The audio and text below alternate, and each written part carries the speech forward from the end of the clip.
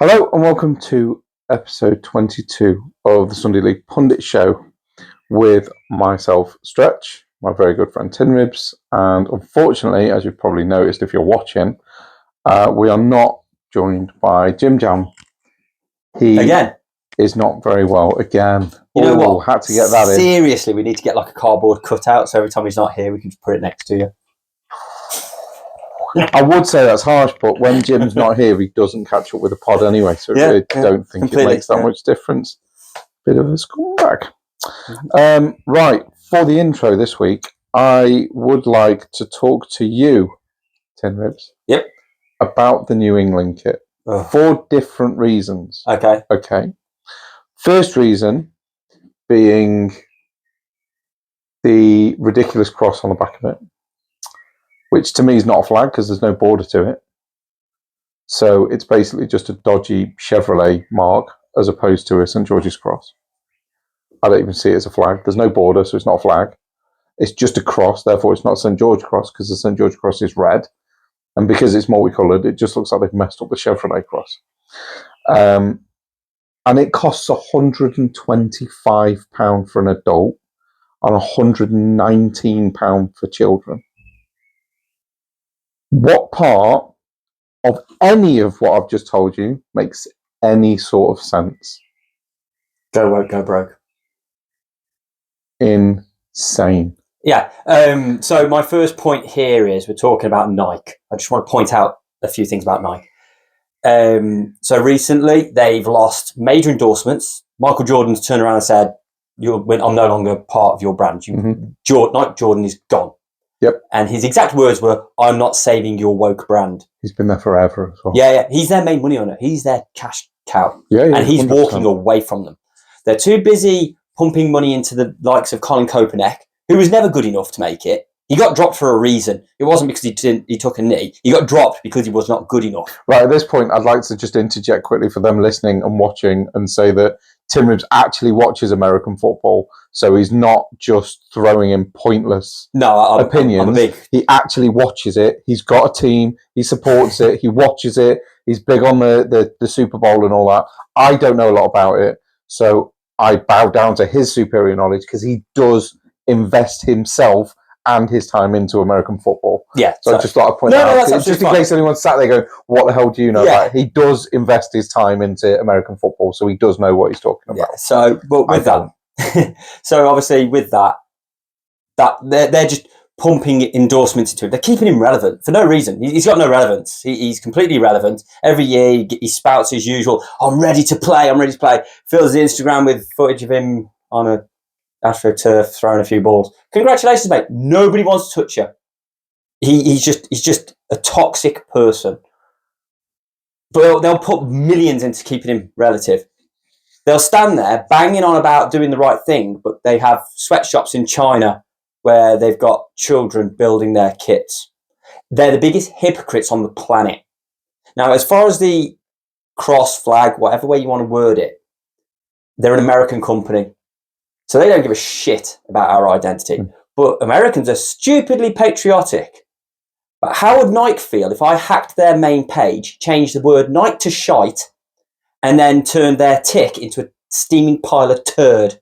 They wouldn't like that, would they? Have you seen the one that I've seen where somebody has perfectly recreated the Nike tick using nothing but Adidas logos? No, have you not seen that? I'll have to try and find that out and send it to you because it does look kind of cool. So I won't buy anything Nike anyway. You've known this for a while because I find them hypocritical. Yes. At the end of the day, people go, yeah, but you buy Adidas. Yeah, but Adidas don't stand there going, oh, look at how woke we are. Look at how we stand up for this and stand up for that. But we don't acknowledge the sweatshop. They just get on with it. Yeah. And don't get me wrong, everybody does the LGBTQ multi-changing flag. That's just everybody does it. But stand there pumping money into people who are irrelevant to keep them relevant. Whilst you're millions as well. Yeah. I think he's got like a £4 million endorsement or something like that. Wow. Yeah. Whilst also doing that to deface a national flag. It's not a team. It's a national. And I know you're saying it's not the George's cross, but it's on an England shirt and it's a red cross. The reason I'm saying that is to make myself feel better. Yeah, I know. But to do that is just out of all. And to be fair, everyone will say, "Oh, knuckle draggers and all this," but if you want to talk about money, these people that you go, "Oh, it's knuckle draggers that will take offence." Well, so knuckle draggers are going to be spending the money, and if you've upset them, they're not going to be spending the money. And I'd be interested to see the money, how many shirt sales they get. I mean, in all fairness, when you sent me the thing before I even saw any of this, it was a boring kit. It's a shit kit. I don't like it. I think I'm not a big fan. Boring as shit. The only one I liked. I don't like the away one. Well, I can't say I don't like the away one because the goalkeeper, the turquoisey one that has the same sort of under designs, I didn't mind because it's a goalkeeper shirt. Goalkeeper shirts are a bit. I was just about to say that's a keeper shirt. Yeah, keeper shirts are a bit more loud. Right now, this is absolutely perfect because right in the background of where I'm sat, up there is the St George's Cross, which I've got in my home gym. Right, because I have that up permanently. Now, anyone watching this on YouTube can just take a look over my shoulder and take a look at that flag. Now, for me, the only colours the England kit should be is the home kit should be white and the away kit should be red. End of story. Where does the blue come from? That's not our kit. The blue's been there for decades. Yeah, but do you know why? I know we wear blue shorts, and I've always seen blue fucking Union Jack. Okay, fair play. And the blue represents Scotland. The fuck are we wearing blue for? We should be white at home, red away. End of story. It shouldn't be any other way for England. There should be no blue, no black. Purple? Where's purple come from? Is that because we're full of woman beaters, so the purple's for the bruising? What's purple? I don't understand why we've got a purple kit.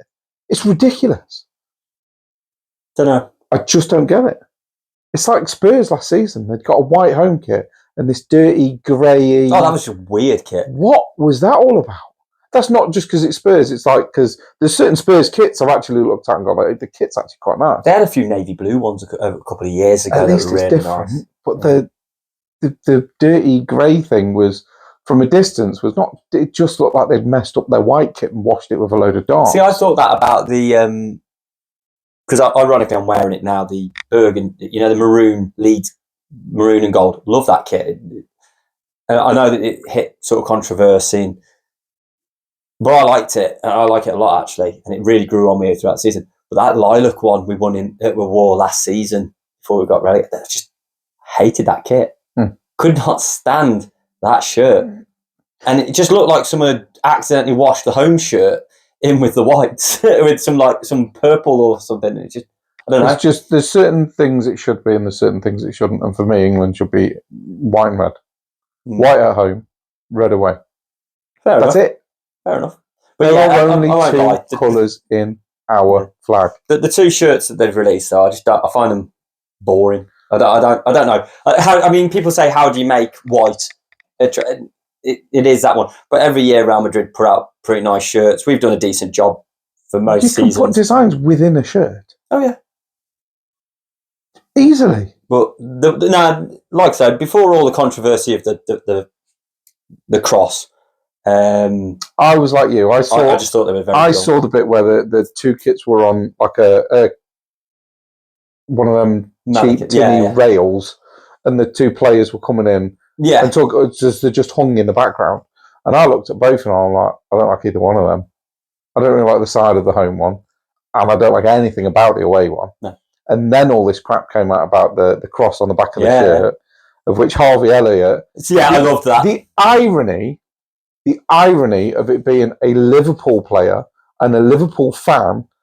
So he's part of the only team in the world that boo their national anthem, and he's the only one respectful enough to cover the cross up. Yeah. The irony of that, I hope, is not lost on anybody. Because Liverpool are the only team in the world that boo their national anthem. Yeah.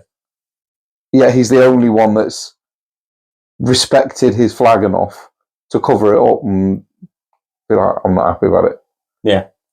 I did see that. I thought it was quite amusing. Very ironic. Anyway, that was quite a long intro, but it needed to be said. And we'll probably still moan about it later on. Play the music.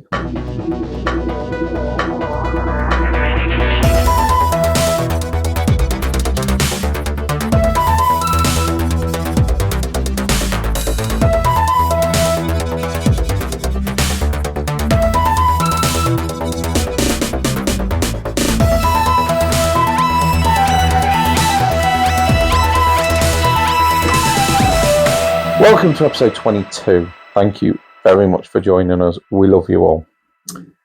Now, we've done the England kit thing. That was a bit annoying. Have we finished with it? Probably not. There'll be more later.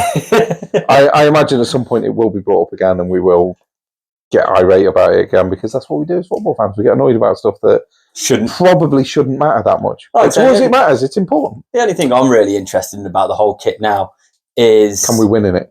You know what? I'm going to say this. For years, people have been saying he's not fit to wear the kit. It's nice to see they've made a kit fit for the players. Yeah, because it literally, it literally embodies this. Just turn up and you'll get, congratulations, you've turned up. Because the performance last night was fucking woeful. I would expect better from 12-year-olds. I think it's ironic that the people that have made and designed and signed off on the kit have to get so defensive over it when the players playing in it get so fucking defensive when we can't defend. In the same way, they can't defend the kit. It's kind of a nice little mirror image they've got going. Anyway, I've got two bits of news. The one I'm 100% certain you've heard of. Leicester have been found guilty. Yeah. And they're looking like getting promoted. Yeah. Maybe through the playoffs, maybe automatically, and starting in the Premier League with a points deduction, which I think is just, given the fact that Everton have been done, Forest have been done. If they've done the same thing, they deserve a points deduction. Let's point out Everton aren't finished yet. They're still going, but they've already had a deduction. Yeah. I know that Everton fans are annoyed because they've had 2 points more than Forest. No. From what I can gather, the reason for that is... they looked at it and they said, you're being done for this. And Everton went, yeah, here's half the evidence. Yes. So, and then we'll question this. Yeah. So they went up to Forest and they went, this is what you're being charged with. And Forest went, here's all our books. We're totally guilty. Do what you're going to do. Absolutely. And that's why they've gone slightly easier on Forest. So what happened was there's this... I'm trying to remember the exact word for it, but basically, if you're helpful, if you cop it, yeah, guilty. It's like when you go to just court. If you literally turn around and go, I'm guilty. Don't waste the court's time. Don't waste anyone's time. Yeah. Just help out. Get it done. And that's what they've done. Forest have just turned around and gone, yeah, we're guilty. Here's our books. Look, this is what we did. Yeah, we fucked up. From what I can gather, they literally stood there and went, it's basically what we felt we had to do to survive. So we'll take the hit. Here's everything we've got to offer. We've got nothing else for you to look at. Here's every bit of information, every bit of finance, every bit of transfer information, and they handed everything over. And it took minutes to go through it all and go, it's all here. So every penny is accounted for. We know what we're dealing with. And that's whereas Everton went, here's a bit of it. And that is why the Everton second punishment, which was brought up at the same time as Forest, hasn't been resolved yet. Because they haven't because they're smoking and mirrors. Now, Leicester, they tried to be fucking clever, and now they're playing the victim. And you know what? I hope, because they're trying to play the fucking victim and they're trying to sue the FA, I hope they get hit with the same punishment that Leeds got hit with in a 15-point start.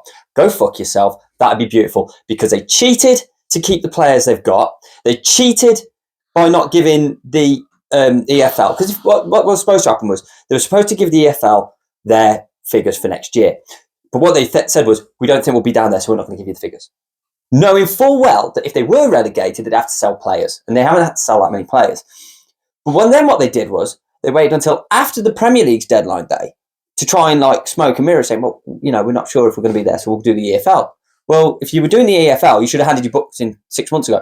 But they didn't. So now they're trying to play the victims and saying, oh, well, we weren't here, we weren't there. And then they're saying, well, we shouldn't be punished by the Premier League. Why not? You're in the Premier League when you're supposed to hand those fucking books in. So they're just cheating. They are cheating. They're trying to be clever. They're not clever. They're dumb as fuck and they've been caught out. So you know what? I know I've had a dig at Everton. But all aside, Everton have had their punishment. And they are, through going through the system, they've managed to get a few points deducted. And probably by the time the next one comes down, it'll probably end up as 10 points in total. Probably. So it's 6 and 4, a bit like Forest 4. And that'll probably be like, yeah, fair. But because Leicester are fighting it, I really seriously hope they absolutely nail them to the fucking wall. Though it would be more fun if they just fell into the playoffs. If that's the case, then it would be really interesting to see what happens with City. Because they fought every charge, every step. So I know it's a slightly different... It's a completely I know it's a slightly different situation, but it's all financial. Yes. So it should all be dealt with in a similar way. If you're lying, which is effectively what Leicester have done, and what City are doing, they're hiding everything. Leicester are playing smoke and mirrors with the books that are supposed to be handed over. Man City aren't cooking the books that they're supposed to hand over. They're cooking where the money's coming from.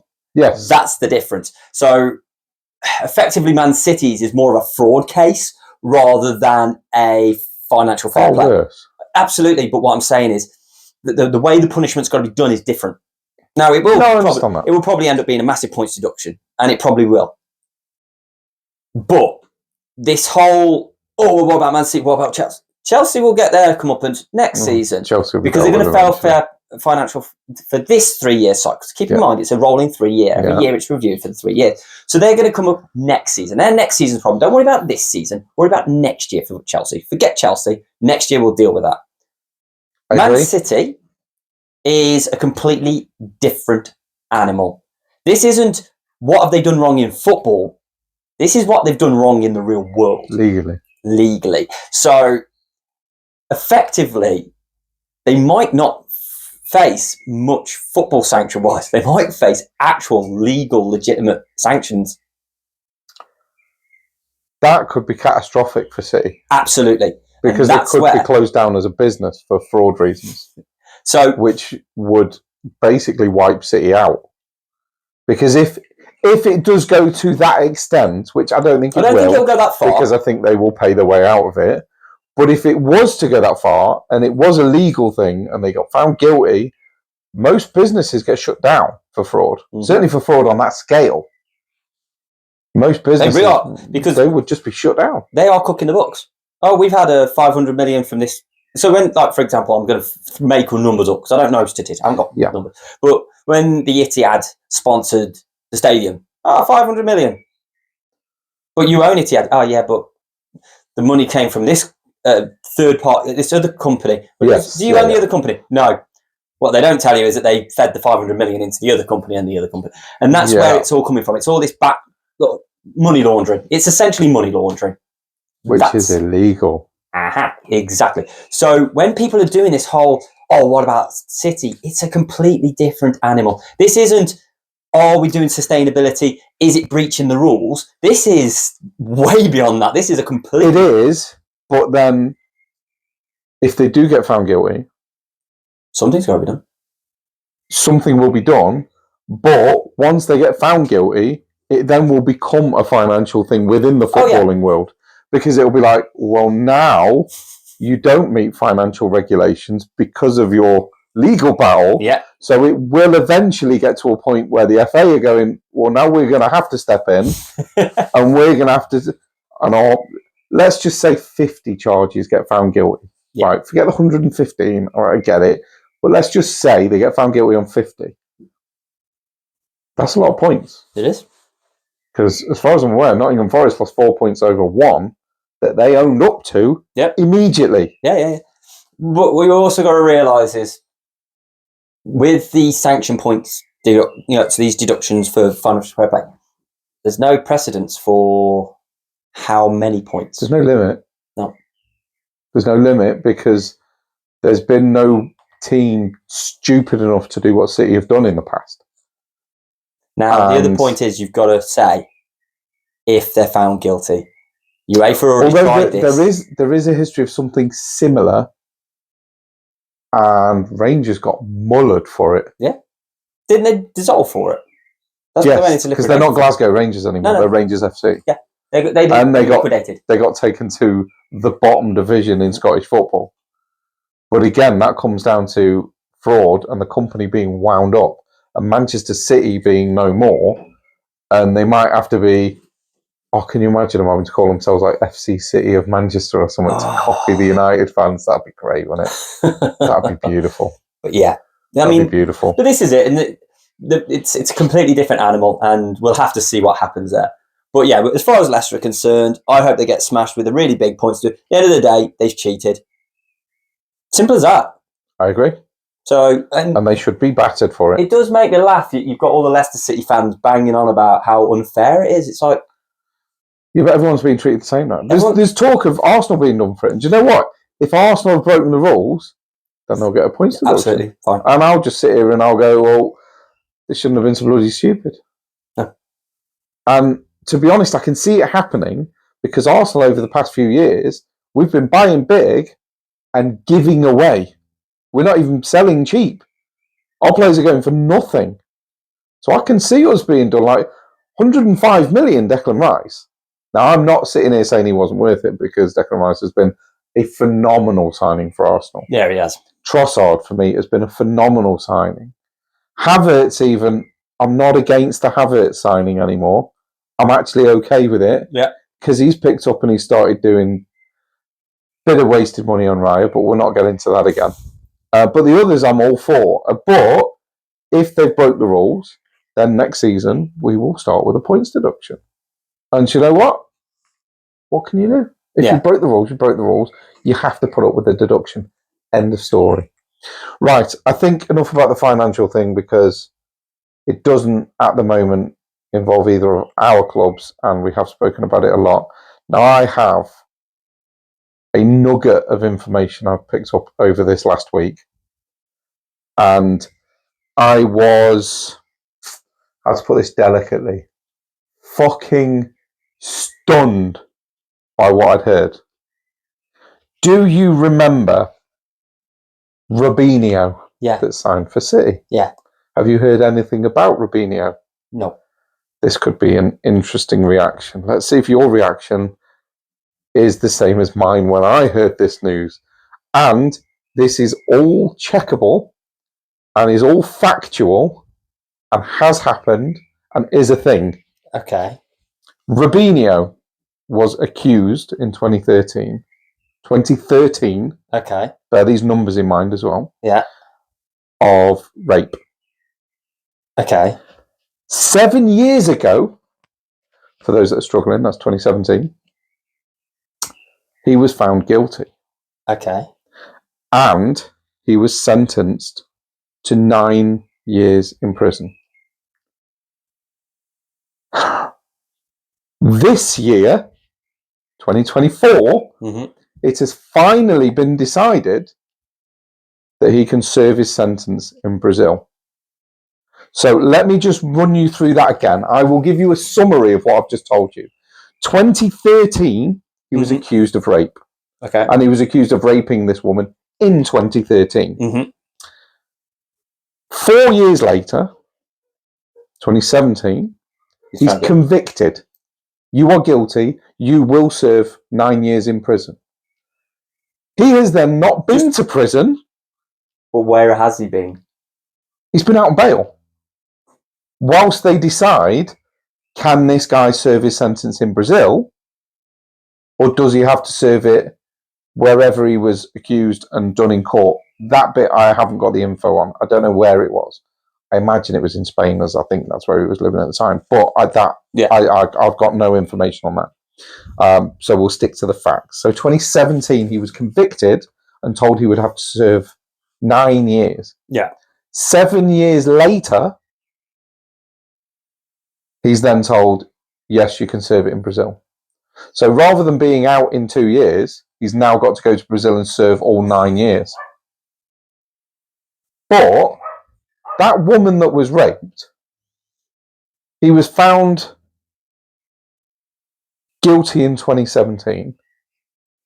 So she's had from 2017, she's got 7 years of knowing he was guilty, knowing everyone believes he's guilty, knowing he's been found guilty, and he's still walking the streets for 7 years.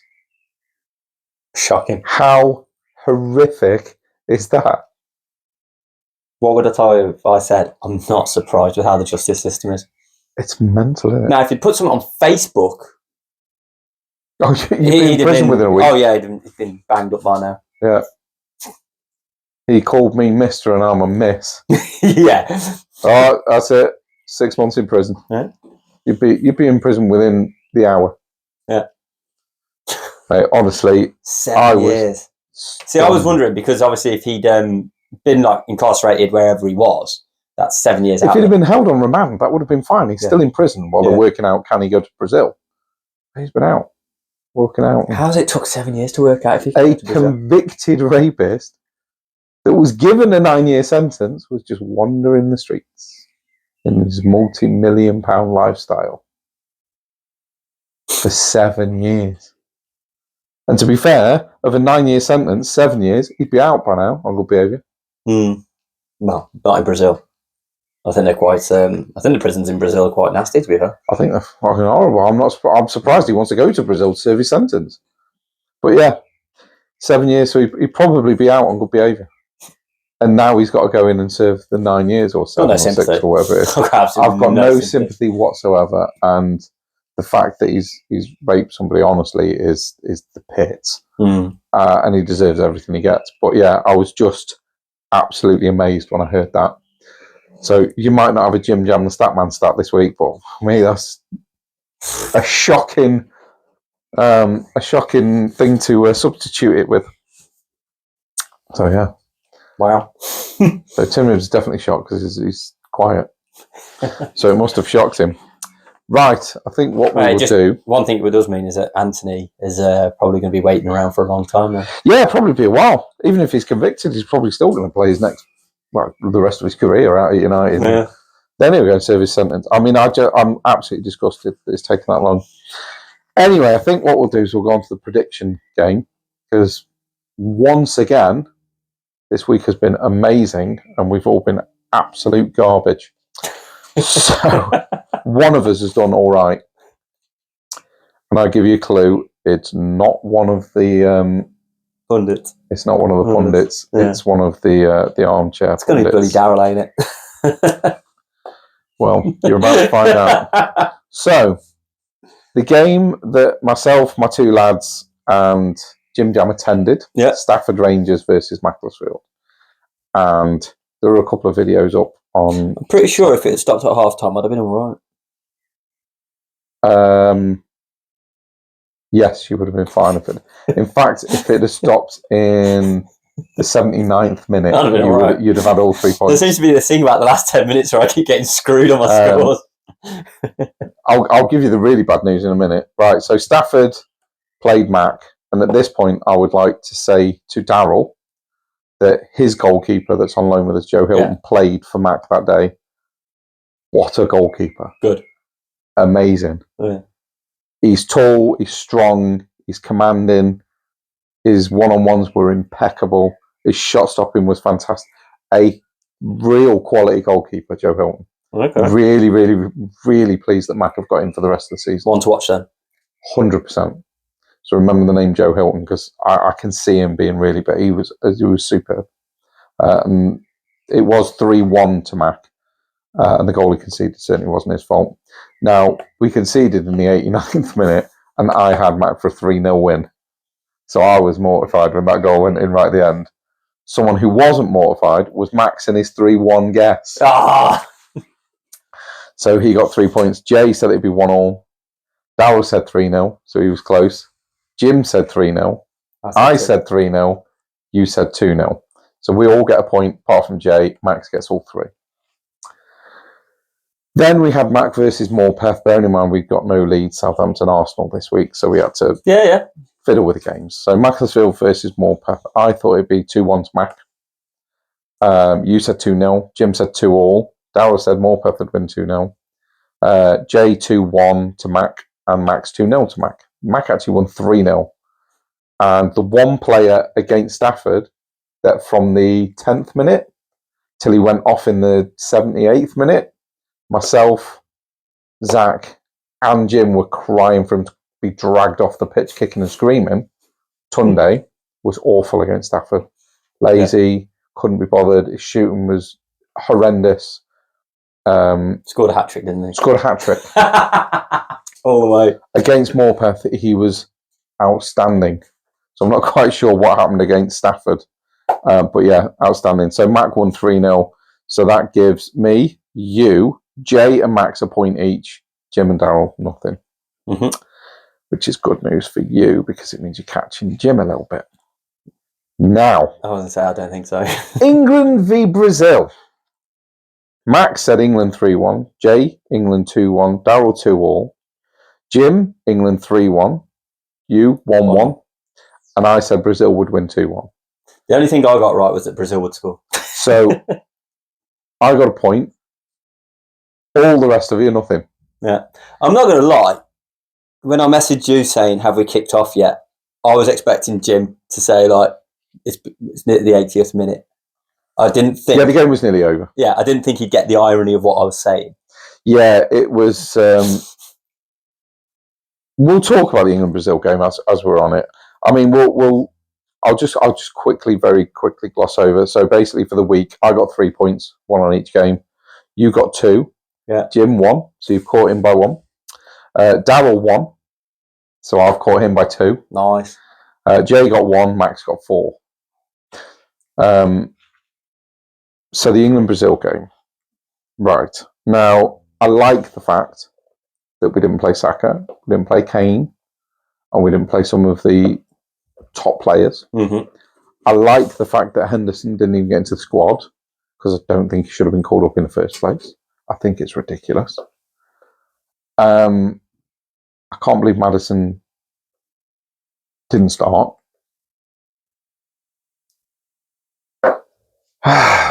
Pickford for me. Now, in the first half, in the first 25 minutes, Brazil had 3 chances that they very easily put past Pickford, albeit all 3 of them went past the post, but they easily put it past Pickford. He is not an England goalkeeper for me. Sorry, he's not. His 2 1-on-1s at the end were good. Good enough. Stop the clock is right twice a day. Literally twice. Yep. So, for me, he shouldn't be England goalkeeper. I think, for me personally, it's friendly, it's unimportant. I think Sam should have been in that for that game, given the keepers that were available. I think he's earned the right to have a cap, and I think he should have played. I don't think Pickford's good enough. Look at where Everton are. Now, I'm not saying that's totally Pickford's fault, because you do have to rely on your midfield and your defence, and they are shocking at Everton, but he's not good enough. For me, it should be Pope, and albeit he's not available at the moment, but I'd have put Sam Johnson in, give him a chance. Dunk should have started for me. I think he's a great defender, albeit he made a bit of a boo-boo to let the goal go through. But again, it wasn't a great shot by Brazil that Pickford sort of hit his side. And yeah, it was a good save. It's unfortunate that it fell straight to a guy who was all open and... Yeah, just... I mean, England don't seem to be able to defend, and they've got a defender as a fucking manager, like... They don't seem to be able to defend, but that's all we try to do. It's crazy. It doesn't make any sense. We've probably got the best attacking team on the planet. And yet, watching that game the other day, you'd think that we barely attacked. It was shocking. I didn't even... I felt so sorry for Watkins. He got his chance and basically just got ignored. It was so lacklustre. Terrible. Absolutely. How Rashford gets on a pitch is beyond me. I'd love to be able to answer that question, but I can't. The only thing I will say, and I genuinely mean, and I don't want it to sound like a defence or anything. It does. It's going to sound like that. Twat. No, it's like, the one thing I did notice was the Brazilians were kicking him up and stuff. Bowen had run and they purposely tried to push him over. And so Bellingham got battered through that game. Ref allowed it to continue. Yeah. The second there was a touch on a Brazilian, the ref gave a free kick. Yes. And I found that a bit grating. Yeah. It was slightly annoying that they were... I'm not saying that they were playing it up as they always have done. It's a Brazilian thing, isn't it? The ref bought into it, but he wasn't going both ways. He was very, very much You've touched a Brazil player. He's gone down. I'm going to give a free kick. Can I ask you a question? Yeah. How, after the first booking, did Paquetá stay on the pitch? God knows. Because he must have made at least 3 challenges after that were stonewall yellow cards. How did Cooper stay on the pitch against Leeds? Same thing. Ref bottled it. I know it was a friendly, and I know you like to let the game, but surely there's only so much you can put up. Yeah, the ref had a poor game. I will say that the ref had a poor game. Shocking. But I think he had a better game than Rashford. I don't know what just fell off. Phone. He had a better game than Rashford, which wasn't hard to say. I think he just didn't seem to have proper control. Like I say, it just seemed weird that if a Brazilian player fell over, they got a free kick, but they were kicking lumps out of England players, and it was sort of like, that's all right. I would agree. Just seemed a bit of a weird one, but again, for me, the game was very lackluster, very boring. Shite. Yeah. One of the reasons I don't like international football. Shite. And like I say, and like I was kind of joking about the shirt, the players don't play with passion. You look at players like Stuart Pearce, who is one of the most passionate players you've ever seen. He deserved to wear the shirt. 100%. These new shirts, these god-awful, boring, woke pieces of crap that they're producing now are made for the players that we have, because they're not interested. They're just there to get their caps. Did you see how poor Rashford was when he came on as well? They're just there to bloat their Instagram, just to bloat their Instagram, to look good, to do their thing, to pick up their check, just be there. They're not interested. They've got no passion. I've got news for them. They don't look good. They might want to look good for Instagram. They don't. I think that will take us to the break, I reckon. Yeah. So we shall see you shortly.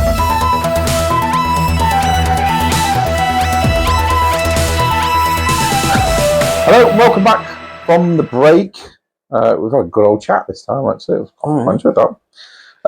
I think the first thing we're going to do now is we are going to discuss next week's prediction game. So I think we'll do it. You go first, I'll go first, you go first. Yeah. Okay. So Southampton Middlesbrough is the first one, Friday the 29th. What do you think is going to be the score for Southampton at Middlesbrough? See, I'm going to say something, and it's to do with current form. If you'd asked me this 2 weeks ago, I'd have said a draw with Middlesbrough. Okay. But Middlesbrough didn't look so convincing the other day. Okay. And I think Southampton will be turning on the pressure at some point soon. Yep. So I'm actually going to go with 2-1. I think we've just had Jim Jams through. Yeah, wow. Right, so hang on a minute. Yeah. So you've gone 2-1 Southampton. I'm going to go 2-2 because I think it probably will be a draw. What has Jim Jam gone with? Flip it. He's gone for 2-1 Middlesbrough. If he's sent it the way that he should have, so I put Southampton, Middlesbrough, he's put 1-2. Okay, 2-1 Middlesbrough. He does that, though, because he always says if I vote for Southampton to lose, they win. Yeah, I know, yeah. But yeah. Or if he wants to end up wearing a Portsmouth shirt outside St Mary's, that's up to him, isn't it? I can say that because I know he's not going to listen to the podcast because he's that kind of guy. Yeah. Right, so do his research. Watford Leeds. I've already got Jim down as 3-0 Leeds. And he hasn't put 3-0. He's not put 3-0. No. Are you serious? What's he gone with then? 2-0. 2-0. Oh, the one time he's let me down. The one time he changes his bloody result. The one time he changes it. I think Leeds are going to win that. I'd be amazed if we don't. I don't think it's going to be a huge struggle. Watford are on a good vein of form. I'm going to agree with Jim. I don't think you're going to muller them. Yeah. But I do think you're going to win, and I don't think it's going to be a huge chore. I think we're away. You are away. So we're not...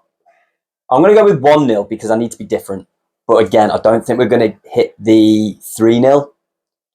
But I do think we'll win. Okay. I can't... You're going to be gutted if it's 2-0 now, aren't you? If I say 2-0, I don't catch. Does that make it? I'm in that position where I've got to try and catch points, so I can't. Okay. So we'll go you first for the big one of the weekend, in my opinion. Yeah, it is. I think there's going to be goals. Manchester City are at home, and Arsenal are the visiting side. I think there's going to be goals. What is your prediction? I'm going to go with 3-2 Man City. 3-2 City. Okay, so Tin Ribs is a scumbag. Sorry, mate. No, don't apologise now! What's Jim Jam gone with? He's gone 2-1 Arsenal. 2-1 Arsenal. Such a suck-up. I went the same as him on the Leeds-Watford game when I was thinking 2-1 Arsenal. Yeah, but you're not in competition with him at the moment. I not sound like too much of a prick, but I'm not in competition with either of you at the minute. Exactly. I'm going to stick with 2-1 and to Arsenal, sorry. So I'm going to go 2-1 Arsenal because I was toying. I think we're going to win because we beat them, in my opinion, fairly convincingly last time we played them, albeit at home. Yeah. And I genuinely believe we are one of the few teams that will have more possession than City. I do think we are at risk on the break, and I think we're at risk naturally because of Flappy Bird. I'm not convinced that he is great, but I have faith in, I never thought I'd say this, but I have faith in Gabriel, and I have lots of faith in Saliba. I have lots of faith in Ben White, and I'm kind of shocked to hear myself say this, but I have a lot of faith in Kivior at the minute because he's been superb. He's been faultless over the last few games for me. So I do think we're going to win. I think we're going to have more possession. But I do think City are going to score somewhere because Raya almost handed them a goal last time. The only thing he basically did. Do you remember what Ramsdale did last game he played against Brentford when Brentford scored? Yeah. Raya did an identical thing against City, but he was just outside the post. So it missed the post by that much. So he did exactly the same as Ramsdale, although Ramsdale got hammered by all the Raya fans for it.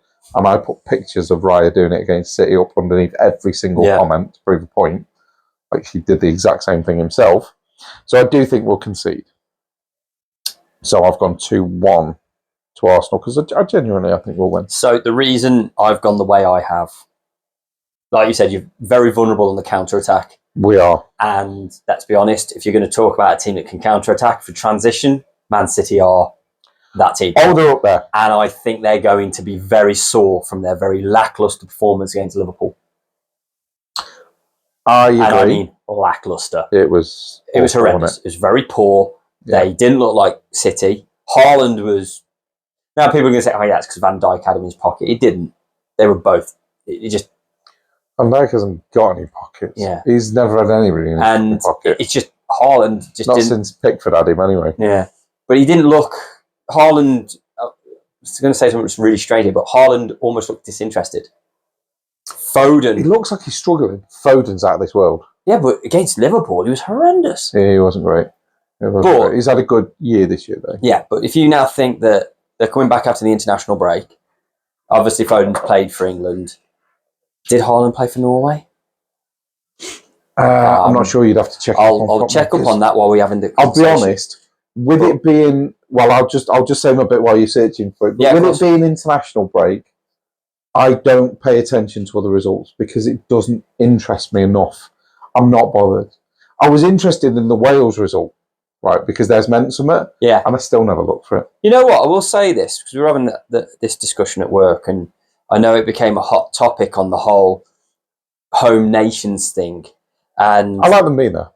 So someone said to me, why do I want the home nations there? Because, face it, the Scottish couldn't give a fuck about us, and the Welsh couldn't give a fuck about us. And I said, I mean, this is a bit arrogant, but it's always nice to beat your locals, the other home nations at a tournament. For me, if you said Euro 96, the game that will always be in my head is the Scotland game. Yeah. That moment when Gascoigne mugged off one of the best centre-backs in the world at the time. Mugged him off. Absolutely mugged him off. As well. Oh, Colin Andrews was unreal. So underrated. Amazing. Absolutely phenomenal. Gazza made him look like he wasn't even there. Yeah. But it was a great game. Yes. And these are the games that you want. England, 100%. Wales, last The World thing Cup. is, as well, is we get joy because in the last tournament we drew 0-0 with Scotland. Yeah. And they tried to make it a national holiday, which I thought was absolutely superb. It just goes to show the levels of the two nations. It does. When they draw and they literally celebrate like they were lifting the World Cup, and their government are talking about holding England to a 0-0 draw. You're like, wow, are you going to be making this a bank holiday because you drew 0-0 with England? Yeah. That's insane. But like I say, it's nice to have the home nations there. Not because I want to support them, and I don't want Scotland to win the Euros. I don't want Wales. I want to beat them. I can speak as well as Tin Ribs on this one, in as much as beating Iceland 2-1 doesn't really mean anything.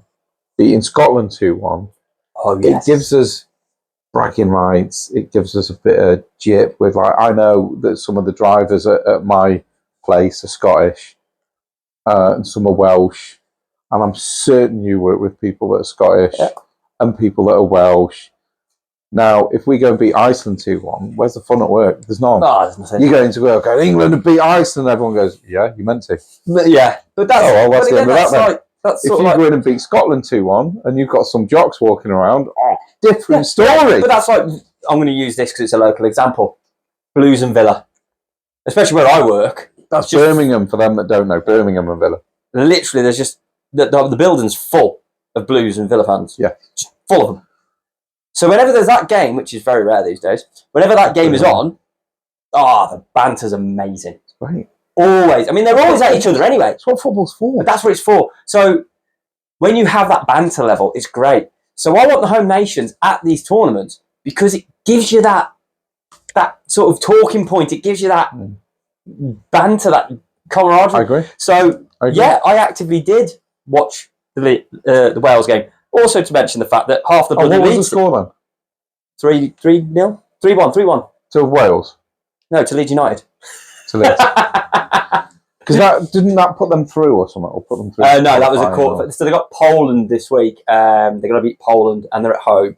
And to be fair, I was listening to it and what's his name in charge of Wales? Name eludes me now. But out of his is at 23 games at home he's been in charge. They've only lost 3 of them, which is bloody good for Wales. It's a really good game. And Poland are ironically the last team to beat them at home. But I think it's going to be a good game. That'll need changing, won't it? But that'll need another reason I watched it, Glenn Kamara playing in midfield for Finland, and you had 4 Leeds players in the Welsh side. So there was that sort of... There's more interest for you. There was an interest for me. There was an interest. So I enjoyed that game. It was a good game. Especially Dan James's goal at the end. Basically. I haven't seen any of back line, a player dawdles on the ball for too long, nips it off him, 1-on-1, passes a keeper, leaves a keeper lying on the floor, puts it in the back of the net. It's a great goal. But yeah, everyone had a good game, so it was good. It was good to see. Wales had a good game. To be fair, Kamara was as good as you can be in a team that's not really expected to win. If anything, when they say, the team let him down, kind of that one. It was one of them. Sort of like when you hear about Peter Shilton, the England team let Peter Shilton down. Yeah. Or like nowadays where we say the England team have let the nation down. Yeah. I mean, going back to the American football thing, with Dan Marino, you'll hear he was the best quarterback to never win the Lombardi Trophy. And you will often hear the team... What's the Lombardi Trophy? That's the Super Bowl. Okay. Okay. So you'll hear people who played in that Dolphins team with him saying, we let him down because Dan Marino was that good. Okay. But they never won because the team let him down. He held the team up, and you look at smacks of Gareth Bale from Wales. Yeah, you know what I mean? It's sort of like you do get players who they were too good. George Best, Ireland, Northern Ireland. What's he going to win? Aubameyang at Gabon. Yeah, these are great players, but they're at countries that are going nowhere. And it is a shame, but yeah, so Kamara was an absolute, did his thing. He was good, but Wales are a better team. And to be fair, it's nice to actually see Wales becoming a team again, because let's be honest, for a lot of it, there was, you got a guest here. Yeah, I think we're just going to have to pause it just for a minute. Yeah.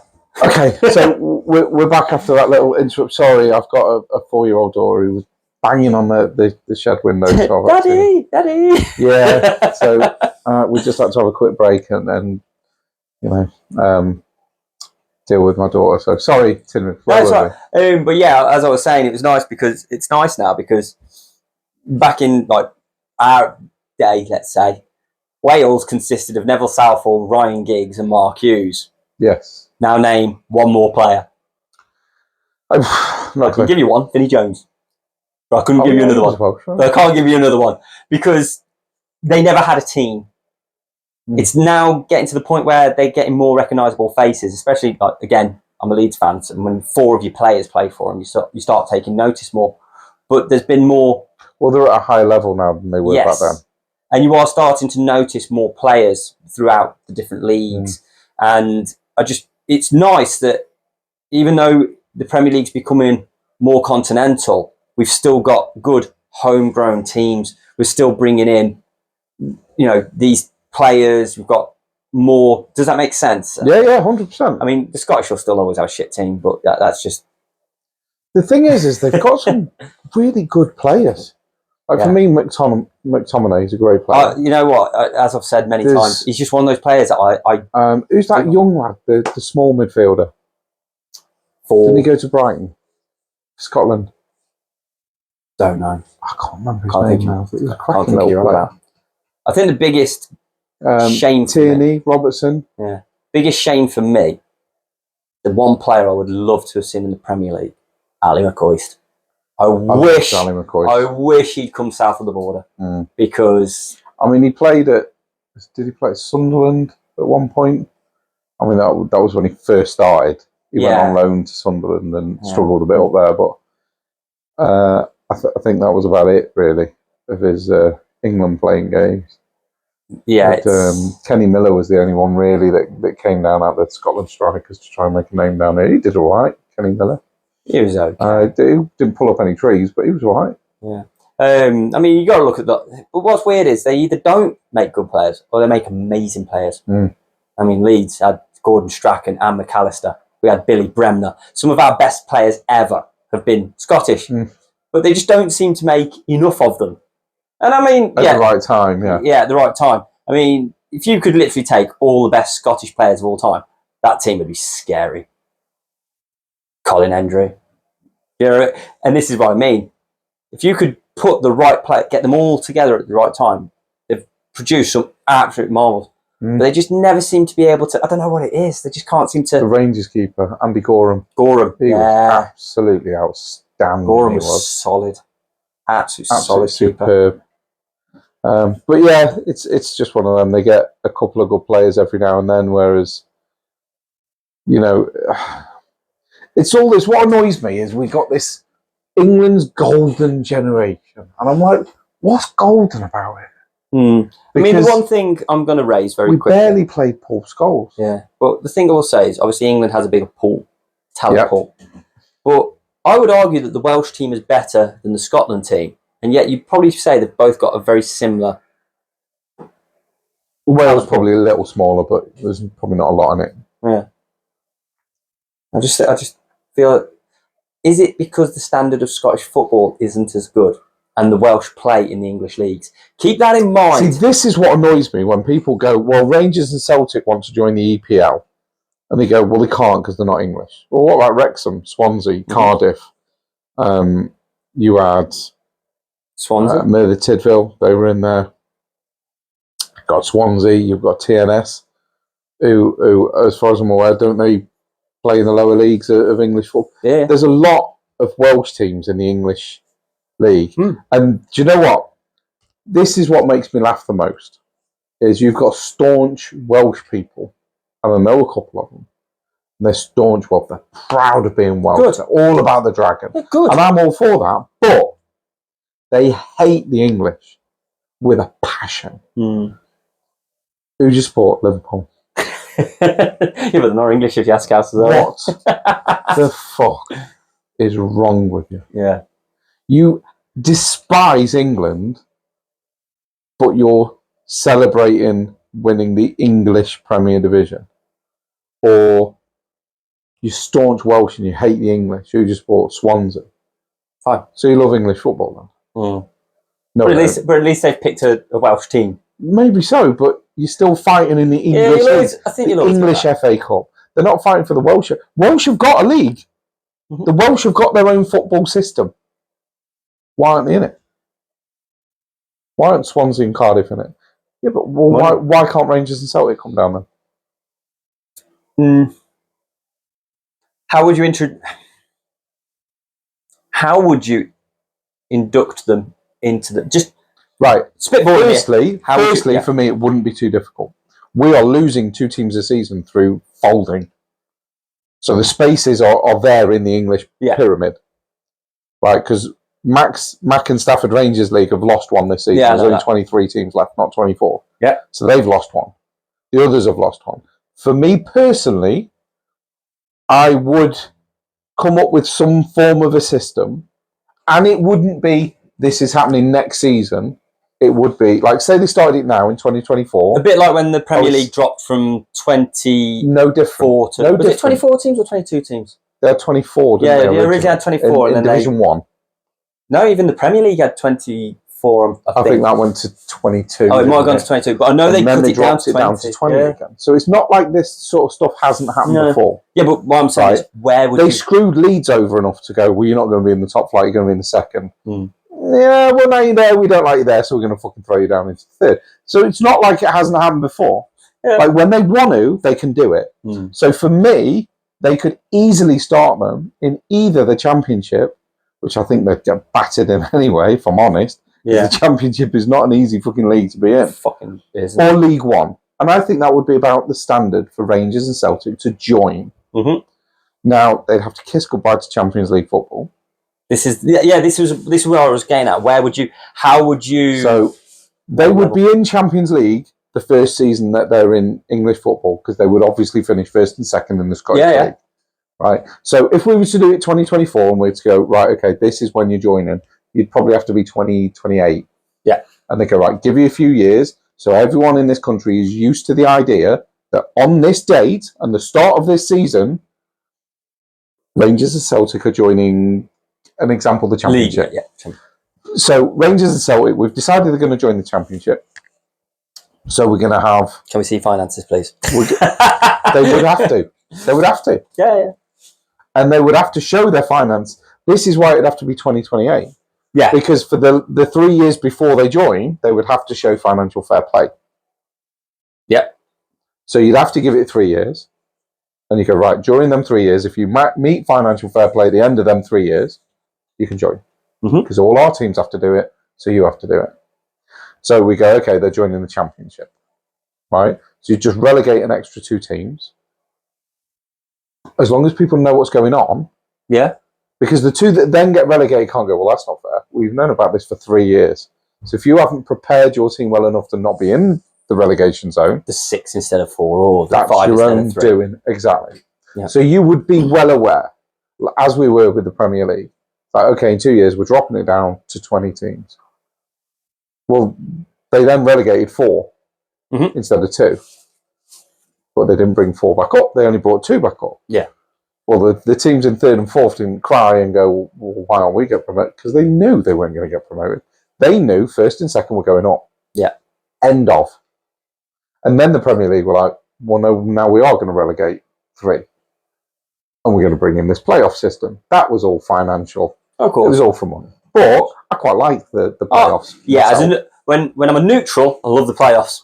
Oh, yeah. When my team's in it, I hate the playoffs. I can imagine it's like... And we have the worst playoff record ever. Twitchy bum time when you're in it. Horrible. I can imagine it's horrendous. But then I've watched enough FA Cup ties that have sort of been mullered in by Forest and Liverpool and God knows who else over the Wrexham in the 90s. And it's painful when you're in that situation and you're losing. It's horrible. So I imagine that the playoffs are very, very similar. Yeah.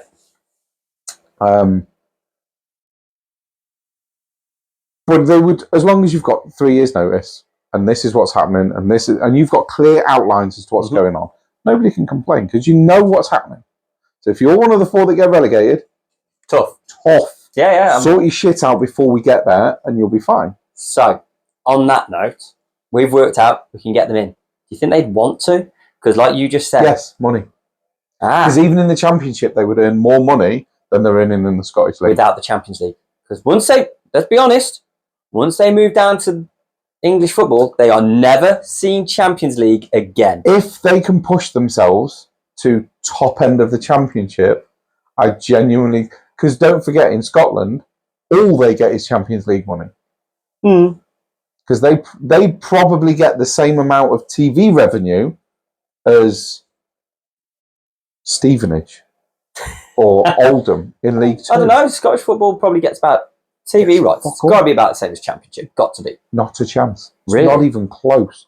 If you check the figures, and I haven't checked them, but I listened to Simon Jordan, and I do believe a lot of what Simon Jordan says. He is a businessman and he's very smart. And even he said, if Rangers and Celtic didn't have Champions League money, they would basically be spending the same as most National League sides on transfers. Because Scottish leagues make nothing financially. And Rangers and Celtic, I think, get 70% of the financial TV revenue in Scotland. Jesus. Between the two of them. 30% is split between all the other 4 divisions, which I think is a bit harsh. Yeah. But it's because they're the only 2 that draw the money. Because they're the only 2 teams, if you like, worth watching up there. Although you weren't joking. Jesus Christ. So I found a little table here. Tim Ribs has just Googled, I think, on financial, the state of Scotland financially. So the Premier League's TV deals is worth 1.65 billion. Yes. The next is La Liga. Now, here's the thing. La Liga and the Bundesliga, these figures are for La Liga 1 and 2 and Bundesliga 1 and 2. So this isn't just that. So you've got to keep in mind, ours is just the Premier League is 1.6. La Liga is 1.01 billion. Is that with that's second? Both La Ligas. So that's that Spanish professional football. German professional football is 970 million. Serie A is 788 million. League 1 and 2, so the whole of French 493 million. Super League, Turkey. 224 million. Right. EFL, 119 million. I'm surprised Turkey's above the EFL, I'll be honest. Yeah. I'm a little bit shocked about that. So am I, actually, but... Where does Scotland come into this, by the way? Oh, this is hilarious. So as we go down now, you've got the Premier League of Portugal at 110. I'm not the Belgian league, the Jupiler Pro League, 93. We butcher a lot of names because we're a bit ignorant when it comes to... Eredivisie is 71. Eliteserien, Norway's is 61. Okay. Super League in Greece is 50. Jesus Christ. Even Greece. Scotland. I'm not even going to pretend I can say that one. Ekstralas. What's the country? Poland. 49 million. Allsvenskan, Sweden, 48. Super League, Denmark, 46. And we finally get to Scotland with 30 million. 30 million. Jeez. I mean, seriously, they are so low down in the team. I had no idea. So what is Champions League for group stages? 20 million. It's an instant 20 million, isn't it, for getting into the group stages? I think so, yeah. And they get knocked out that straight away. I mean, that is insane. I mean... It's not a lot, is it? They've done there's another breakdown here. And I'm only going to point out the 3 that we're going to consider. The Premier League, the Championship, and Scotland. So for that 1.65 billion that the Premier League's worth, it's for... The deal is for 200 games at 8.75 million per game. Yep. The EFL is for 168 games at 708,000 per game. Scotland isn't looking so bad here. It's only for 48 games, which includes their playoffs, at 595,000 per game. Yeah, but that shows you that nobody wants to watch Scottish football. We already knew that, but what I'm saying is, less games. But when you break it down into how many games are viewed, it's actually a good deal. But Jesus, I mean, it's just. Thing is, though, you got to remember it's a league of like 10 teams and they play each other 4 times, which is something that always bothered me because it's like a derby is a big thing because you play each other twice a season, once at each end. Yeah. Up there, you play each other 4 times. You play twice at each venue. It's like, and then you're going to play each other in the cups. It kind of takes the sting off, really. It just comes a bit. Yeah, I totally agree with you, but I think that's part of the reason why Rangers and Celtic want in on the EFL. But I just don't think it's far. If they came down, they would never see Champions League ever again. No, I agree with you. They wouldn't see Europe ever again. No. Would you want that? I mean, you've got to remember Rangers. I know what people are going to say, but Rangers are one of the most successful clubs ever. Yeah. Would you really want to end that? Yeah, they would, because another team. They want to challenge themselves against English clubs, and they want the money that comes from it, and they would make more money. The players would make more money. But with that, the fans would moan because ticket prices would go up. Season ticket prices would go up to cover certain costs. Could you imagine Rangers versus Plymouth? Mate, can you imagine that travel on that? How many away fans did you bring? 2. Yeah, that would be pretty shocking, wouldn't it? Yeah, I wouldn't want that. But yeah, I'm personally, if they want to join, they can join as long as. I know that people will have the argument of, oh yeah, Celtic do well in Champions League and stuff, and they don't. Like when Celtic played Leeds and they give us a good fight and they beat. I think they actually beat us. But it's like then you look at the Premier League and you go, Sheffield United or Luton did well against Man United. How are they doing in the league? Yeah. Luton nearly beat Liverpool. Yeah. Should have beat Liverpool. Yeah. They nearly beat Arsenal. Probably should have beaten Arsenal. Same with Man United. Still at the bottom. We're at the bottom still. And that's the point. Just because you have a one-off good game doesn't mean you're going to do it continuously. Plus, it's generally a friendly where Scottish teams play English teams.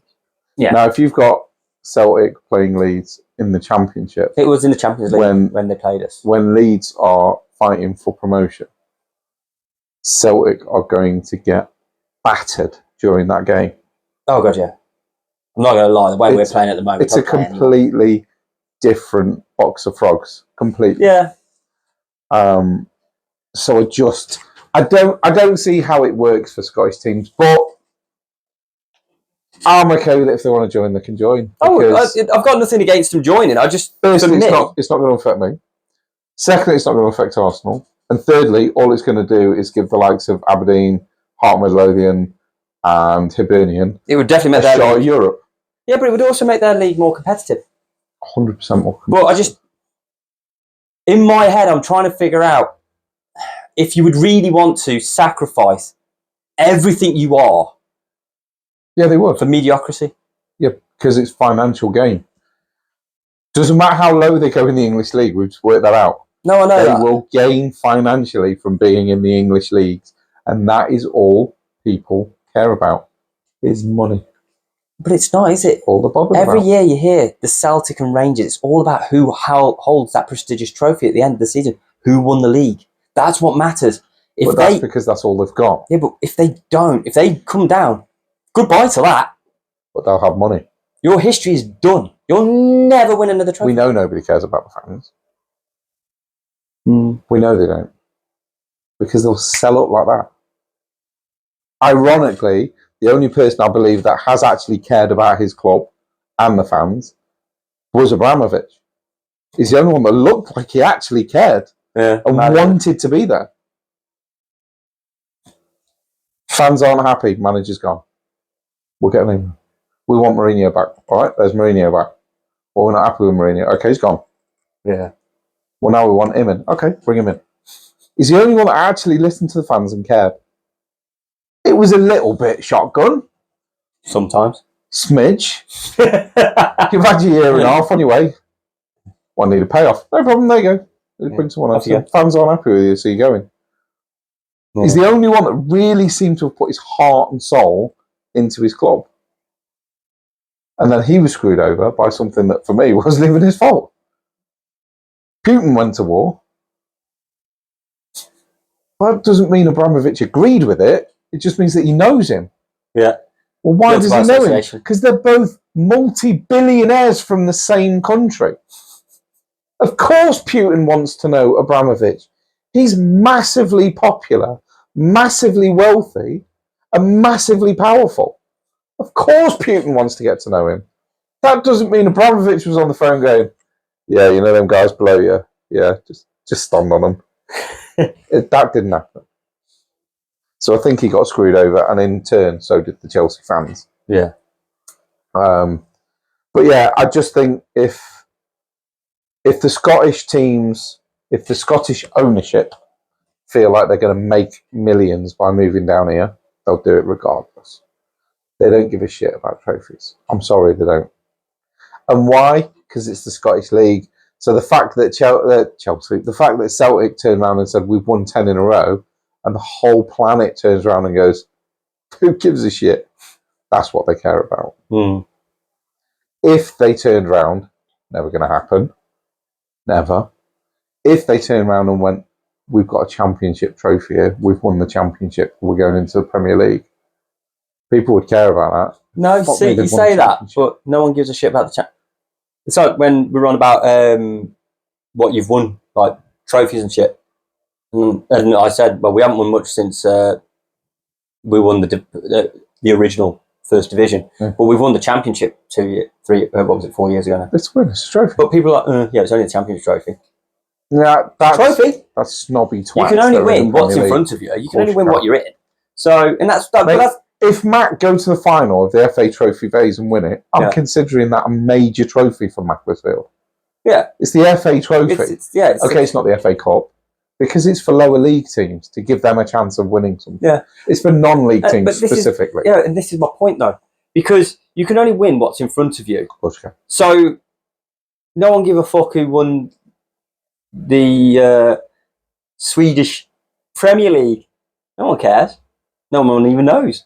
But I wish I knew just to prove it wrong, but I don't. But in Sweden, it's a big thing.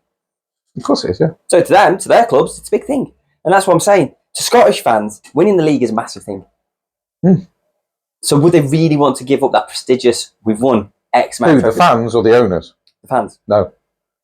And that's what I'm saying. The owners would give it up in a heartbeat. Yeah, but that's what I'm saying. But that's my point. That's what I'm getting at. I don't give a shit about what the owners want. Nobody cares about the fans. The guys that own the clubs. Do you think Kroenke gives a shit about the fans? No.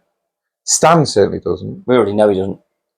Okay, his son, whose name for whatever reason escapes me at the minute, but he's left his son in charge of Arsenal recently. And he does seem to give a shit. Genuinely. I've forgotten his name. Why have I forgotten his name?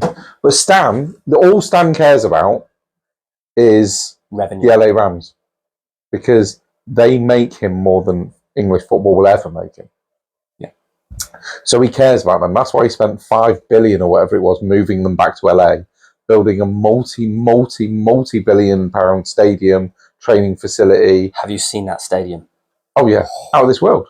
Have you seen the training that they've got there? The training complex. Of course. That looks like most stadiums over here. It's incredible the amount of money that's gone into. You know what you should look into? On a serious note, if you want to see stadiums, look into the college game. How much do they create? How much money do American football teams create? Considering they only play for, 4 months a year or something stupid. They barely lift a finger. They're all lazy. No, it's near 5 months, but their pre-season is extensive. They literally have it's almost like a fixture sheet for pre-season.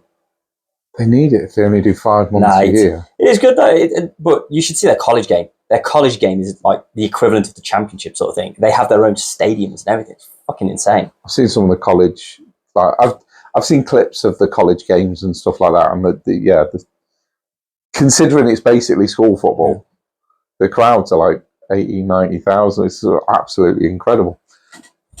I did watch that. They do that All or Nothing Yeah. And they've done a lot of American football teams on that. I've watched them all. I still don't understand the game. I haven't got a clue what they're going on about. I really don't know. Right, I think what we're going to do, mate, is we're going to call it for this week. Thank you very much for actually joining me. Yeah, it's all right. I mean, someone had to. At least two of us show up. I want to thank everybody that is getting involved, everybody that listens, everybody that watches. Even if you just watch the clips, we really, really, really appreciate it. We are making what we think are pretty good numbers now. We've got 23,000 views on YouTube. We're nearly up to 100 subscribers, which honestly I never thought we'd hit. No, not in a million years. No. I didn't think we'd ever hit 50. To be honest, genuinely, I'm not gonna lie. I didn't think we'd hit 10. And we're on 87 subscribers, and they contact us, so I know for a fact that they actually listen. And we love every single one of them. Love every one of you. You're all off your heads, but we love you to pieces. And if there's anything you want us to discuss, any teams you want us to discuss, if there's anything that pops up during the week that you want us to talk about, just let us know. Just send us an email, sundayleaguepundits@outlook.com, and we'll talk about it. We'll look into it. If there's something we don't know, we will research it, and then we'll talk about it. Not a problem. Or we'll just surprise each other with it, just for the shits and giggles. Basically, yeah.